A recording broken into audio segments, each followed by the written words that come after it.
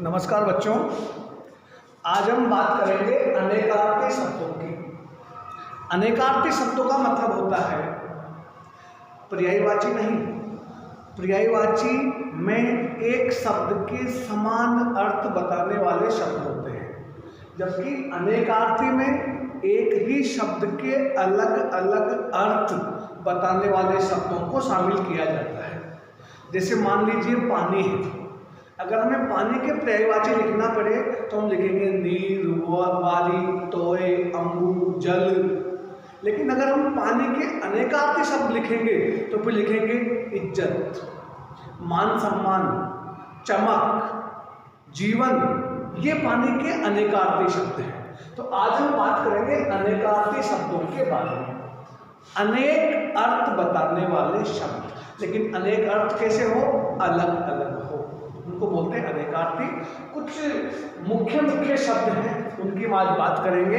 ऐसे तो बहुत सारे हैं, लेकिन परीक्षा की दृष्टि से कुछ शब्द ऐसे हैं जो परीक्षा में बार बार पूछे जाते हैं और 6वीं से 10वीं के लिए बहुत इंपॉर्टेंट है।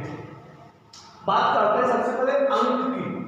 अंक मतलब होता है संख्या, जैसे 1 2 3 4 कुछ भी संख्या हो। गोद और अध्याय, ये तीनों अलग अलग अर्थ है। गोद मतलब बच्चे को गोद लेते हैं, उसको भी अंक बोलते हैं। और अध्याय मतलब कोई पाठ, अध्याय।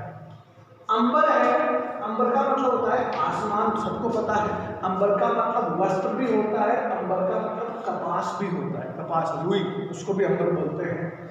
फिर है अधर, अधर का मतलब नीचे वाला होठ, उसको भी अधर बोलते हैं। अंतरिक्ष को भी हम अधर बोलते हैं, और आसमान और धरती के बीच में जो जगह है उसको भी हम अधर बोलते हैं, अंतरिक्ष को। फिर है अपेक्षा, अपेक्षा का मतलब होता है आशा, तुलना करना और आवश्यकता, ये सब अपेक्षा के अलग अलग अर्थ हैं। फिर है अरुण, अरुण का मतलब लाल तो होता ही है, अरुण का मतलब सिंदूर भी होता है जो महिलाएं लगाती हैं।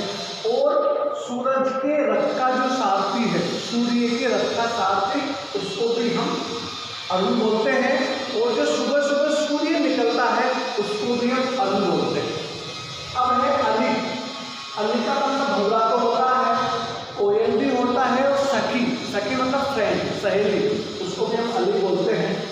अवकाश का मतलब हो गया अवसर, अवसर, मौका, और छुट्टी, उसको भी अवकाश बोलते हैं।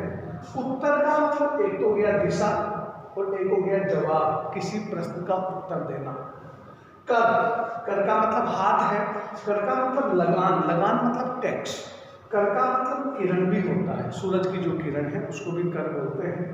ऐसे कल है, कल का मतलब एक तो हो गया मशीन, एक होता है चैन, और कल का मतलब आने वाला कल, और जो बीत गया वो कल, उसके लिए भी हम कल का प्रयोग करते हैं। फिर है कुल, कुल का मतलब है हमारा वंश, खानदान, कुल। और कुल का मतलब है टोटल, योग। और कुल का मतलब अपना गोत्र भी होता है कि हमारा कुल कौन सा है, हम किस गोत्र के हैं। फिर है कृष्ण, कृष्ण का मतलब एक तो कृष्ण भगवान का नाम हो गया, एक कृष्ण का मतलब होता है कृष्ण पक्ष, जो 2 सप्ताह का समय होता है, कृष्ण पक्ष। और कृष्ण का मतलब काला भी होता है, कृष्ण का मतलब काला भी होता है। फिर है खग, खग मतलब पक्षी, और खग मतलब होता है आकाश। खग मतलब पक्षी भी है, खग मतलब आकाश भी है। फिर देखो घट है, घट मतलब होता है मटका, घड़ा, और घट का मतलब अपना मन, अपना हृदय, उसको भी घट बोलते हैं। और घट का मतलब होता है घटना या फिर काम होना, ये भी इसका अर्थ होता है। फिर है घन, घट का मतलब बादल, घन का मतलब घटा, घटा बादल, और घन का मतलब भारी। और एक होता है घन, जो लोहे का बड़ा हथौड़ा होता है, उसको भी घन बोलते हैं। तार, तार का मतलब किसी का उद्धार होना, तारना।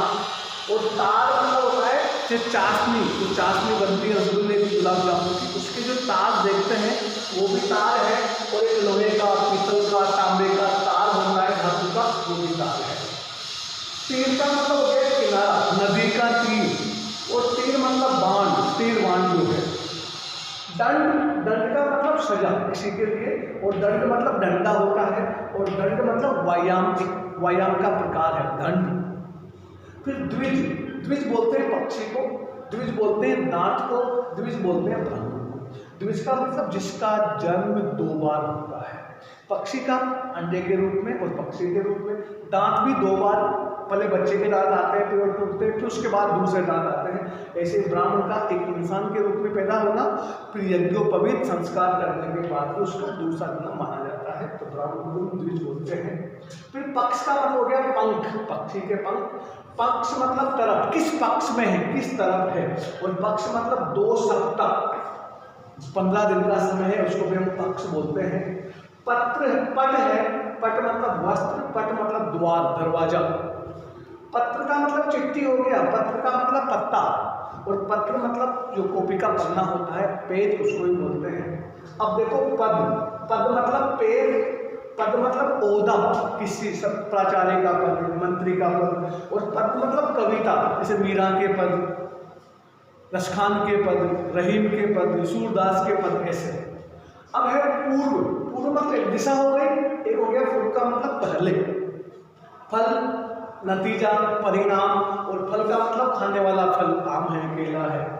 भाग, भाग मतलब अपना हिस्सा, भाग मतलब भागना, और भाग मतलब है बांटना, किसी को अपना हिस्सा देना। भेद, भेद का मतलब रहस्य, भेद का मतलब प्रकार, संज्ञा के कितने भेद हैं, प्रकार। और अंतर, संधि और समास में क्या भेद है, अंतर। रंग है, वर्ण, दशा और प्रेम। वर्ण भी देखो यहाँ पर, वर्ण मतलब जाति होती है, वर्ण का मतलब रंग होता है, वर्ण का मतलब अक्षर, ये सब। हरि, हरि मतलब ईश्वर, हरि मतलब बंदर, हरि मतलब जल, हरि मतलब सांप, हरि मतलब मेंढक। फिर हल पे आ जाओ, हल का मतलब किसी समस्या का समाधान, हल। कृषि यंत्र, एक खेती करने का एक यंत्र होता है, हल बोलते हैं। फिर है सारंग, सारंग का मतलब मोर भी होता है, सारंग का मतलब सांप होता है, सारंग का मतलब बादल भी होता है। फिर हाल है, हाल मतलब दशा, क्या हाल है, दशा। और हाल मतलब बड़ा कमरा, होल जो बोलते हैं लोग। सार, सार का मतलब रस, सारांश और लोहा, कविता का सारांश लिखिए, और रस भी बोलते हैं। और मत, मत मतलब राय, अपनी सलाह। मत मतलब संप्रदाय, आप किस मत के हो। और निषेध, मत मतलब नहीं, जैसे मत आना मतलब नहीं आना, तो मना करने के लिए भी आता है निषेध। और मत का मतलब होता है वोट देना, वोट, अपना वोट देना। और एक और मैं आपको बता देता हूँ यहाँ पर, पर, पर का मतलब होता है पंख, पर का मतलब होता है ऊपर, और पर का मतलब होता है परंतु, ये भी याद रखना। जैसे पक्षी के पर तो पंख हो गया, छत के ऊपर, छत पर मतलब ऊपर, और पर मतलब परंतु, मैं जाता पर बीमार था परंतु। ये कुछ मुख्य मुख्य शब्द थे जो मैंने आपको बताए। आप कोशिश करिएगा, 1-2 बार पढ़ेंगे, आसानी से याद हो जाते हैं, और इनके माध्यम से हम अपनी लिखित और मौखिक दोनों भाषा को अच्छा बना सकते हैं। धन्यवाद।